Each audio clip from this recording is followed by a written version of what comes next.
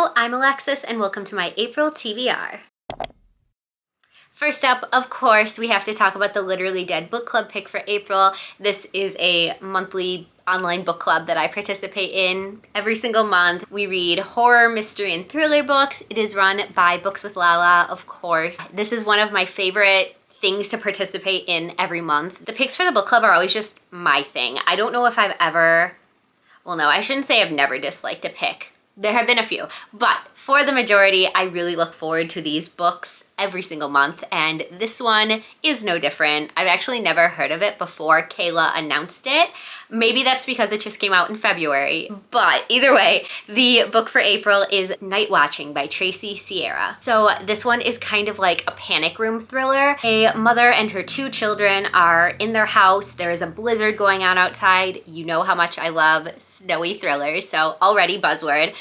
And she is awoken when she hears footsteps walking up her stairs. She peeks out of her bedroom and sees a man in her house. So she right away grabs her children and she hides them all in this secret room that nobody but her should know exists. I was reading through the Goodreads ratings really quick, and this sounds like it's going to be incredible. All of the reviews were like, I hated everything about this book, 5 stars.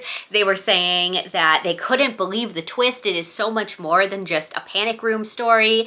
So yeah, I am super excited to get into it. You guys know that I was just asking for thriller recommendations because it's been a long time since I've read one, and if I can get a new favorite thriller this month, that would be incredible. Next up, of course, you know I read a classic every single month. And for the month of April, I've decided to read Anne of Green Gables by, that's embarrassing, I don't even know who it's by, L.M. Montgomery. I don't know anything about this story. I've never read it. I've never watched any of the adaptations. I just know that so many people love it.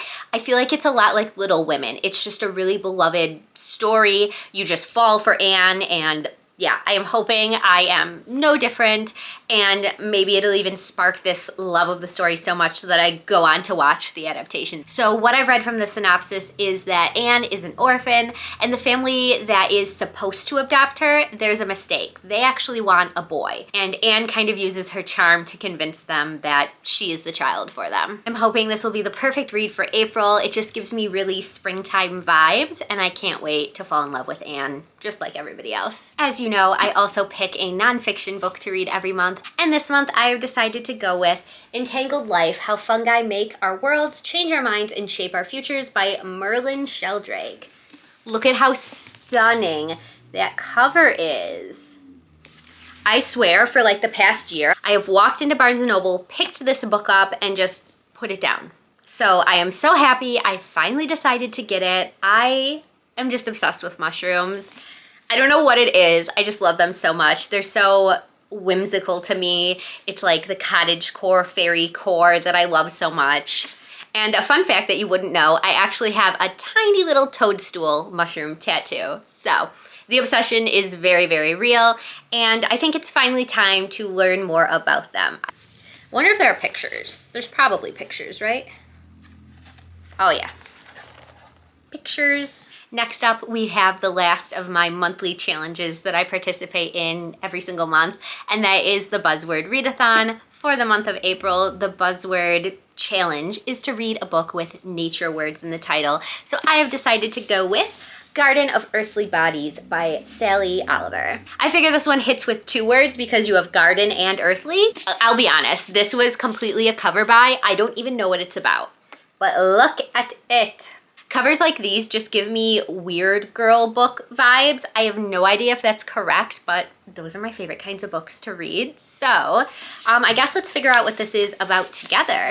It says, an exquisitely eerie and unsettling speculative novel that grapples with questions of trauma, identity, and the workings of memory. I don't even have to read farther than that. That sounds incredible so far. But okay, let's read a little bit more just so you know what it's about. So, months after her sister's death, Marianne wakes up to find a growth of thick black hairs along her spine. They defy her attempts to remove them, instead proliferating, growing longer. The hairs, Marianne's doctor tell her, are a reaction to trauma developed in the wake of the loss of her sister Marie, and she recommends that Marianne visits Needy, a modern rehabilitation center in a remote forest in Wales where the patients attend unorthodox therapy sessions and commune with nature. This is going to be so weird. Okay, I'm sold. I am just such a slut for weird girl books. This is already reminding me of Night Bitch by Rachel Yoder. There's another book called Chouette, and I can't remember the author, but she like gives birth to an owl in it. I just love weird mind-fucky books where you don't really know, like, is something wrong with the main character or are these wild things actually happening to them? And I'm so excited. Like, I want to drop everything and read this right now. So, April is my birthday month, and I really wanted to fill this TBR with just great books. And while I was looking for things to read, you know what I thought? I want to feel something. I haven't cried in a while. I want a book that I will absolutely bawl my eyes out to. So I've decided April is going to be the month I finally read Pack Up the Moon by Kristen Higgins. If you've watched any of my videos, you know that I am a huge Jan Agaton fan, and this was on her best books of last year. She literally never shuts up about how good it was and just how much she sobbed while reading it. And I need that. I want to feel something. It's been a minute since I've cried at a book. Do you ever just crave a really good cry? Because that's where I am this month. So this one, I believe, is about a husband whose wife has just passed away, and she left him letters to read at different points after her death. So she leaves him 12 letters, one to be read every single month, to help him cope with losing her, moving on with life, grief, trauma. Like, one thing that will always get me is people losing their partners. I just know that this one is going to be hard to get through, but feel so good. Next up, I have a few continuations of series that I'm really looking forward to. If you have been watching any of my previous videos, you will know that I discovered this year that I like romantasy now. I never expected this of myself. I am historically not a fan of romantasy. I like romance, I like fantasy, I don't like them together. Until this year. Suddenly, it is like my new favorite thing. I am just craving all of the romantasy books. Before starting any new series, I want to finish up the ones I'm already in the middle of, and I'm like really itching to know what happens next. So yeah, we're reading sequels this month. First up, I'm going to be continuing the Crowns of Nyaxia series by Carissa Broadbent and reading the novella that is in between The Serpent and the Wings of Night and I can't remember this title for the life of me. So, The Ashes and the Star-Cursed King. In between those two full-length novels, there is a novella called Six Scorched Roses. This one says it's a standalone, but it's labeled number 1.5 of the Crowns of Nyaxia series, so I'm gonna read them in order. This novella follows Lilith. She was not a character in the first book. As far as I remember, I could be wrong, but she has been dying since the day she was born, and she decides to make a deal with a vampire. In exchange for 6 roses, he's going to give her 6 vials of vampire blood, and this blood is the only hope to save her town. If it's anything like The Serpent and the Wings of Night, I know I'm gonna be hooked instantly. I mean, it has vampires in it, so I already know I'm gonna love it. After finishing the novella, I plan to go into the second book, which is The Ashes and the Star-Cursed King. Did I get it right? I did, okay. It only took like 7 tries. This one, I believe, follows Aurea after the events of the first book. I won't give you a synopsis because I don't want to spoil what happens in the first book, but in The Serpent and the Wings of Night, we follow a human girl named Aurea, and she is going through trials against all of these vampires to win a wish. It gave really Hunger Games vibes, fight to the death. The plot twist at the end of the first book, I did not see coming, and I was unwell for that entire night. So I can't wait to get into the second book and see what happens.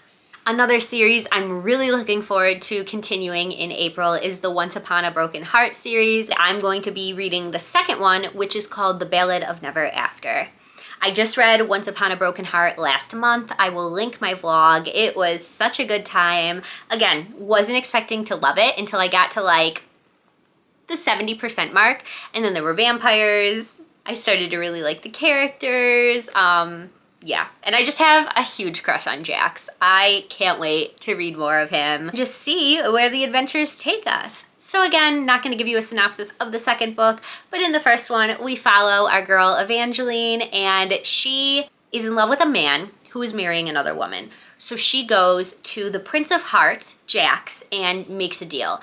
But Jax is kind of like a trickster fate. He is not to be trusted, and the deal you make with him is not the deal you're going to get. Evangeline makes a deal with Jax that she will give him 3 kisses in exchange for him preventing the wedding from happening. But she quickly discovers that he's going to do this his own way, and it's not going to be what she wanted. So yeah, we just kind of follow her dealing with the aftermath of this. They go to the magical north, they meet a prince, Jax is there causing trouble. It was just a really, really great time, and I'm looking forward to the second one a lot. After all that fantasy, I decided to switch it up a little bit, and it's been a while since I've read a contemporary romance. Okay, actually not a while. I think I read some in February, but a whole month is a while to me. So in April, I would like to read Yours Truly by Abby Jimenez. This was on so many people's lists of best books of 2023. And honestly, I've been looking forward to it for months. Early last year, I read Of Part of Your World by Abby Jimenez, and I loved it. I actually ended up listening to the audiobook with my partner, not intentionally. I just put it on while we were doing some errands, and he was into it. So we ended up listening to the whole thing together throughout the course of a few days. And it's really, really funny because the main characters in A Part of Your World are Alexis and Daniel, and that is also our names.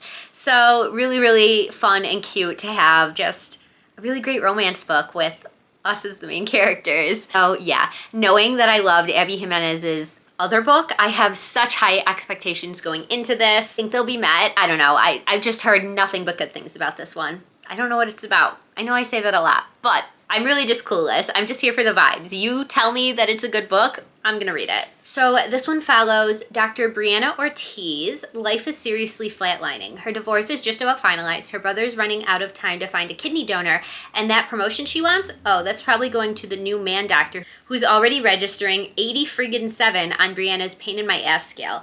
But just when all systems are set to hate, Dr. Jacob Maddox completely flips the game by sending Brianna a letter. Okay, so we have kind of a hate to love workplace romance. I do think that the female doctor is one of Alexis's friends from A Part of Your World. I think so. I could be wrong. I honestly can't wait for this one. All right, and last up, it is not a TBR of mine without a little horror thrown in. In April, I want to continue and possibly finish the PTSD Radio manga series. I read the first one a few months ago, and it was truly terrifying. I'm sorry you have to look at this cover. This is hideous, but yeah, I like this series a lot. It took a lot of self-control to not immediately jump into the second one because I don't own the third one yet. So I kind of just want to marathon them. I might reread the first one, might not. But yeah, I plan on getting the third one this month and just kind of running through them, finishing the series. So the first volume, it's hard to describe. It's a horror manga. It's a little bit supernatural. It kind of feels like a bunch of short stories that are kind of all thrown together, a little bit like Junji Ito's story collections, where they're all kind of related but not. I'm not doing a very good job explaining this because there's not really a plot. It's just terrifying things. So if you like supernatural horror, if you like Junji Ito's work, you're gonna like this. The author of this is actually really well known for quitting his career because he believes he was being haunted by the entities in this manga series. So that's terrifying. Well, reading the first one, I wouldn't say it's the scariest thing I've ever read, but I could definitely see how it could really get under some people's skin.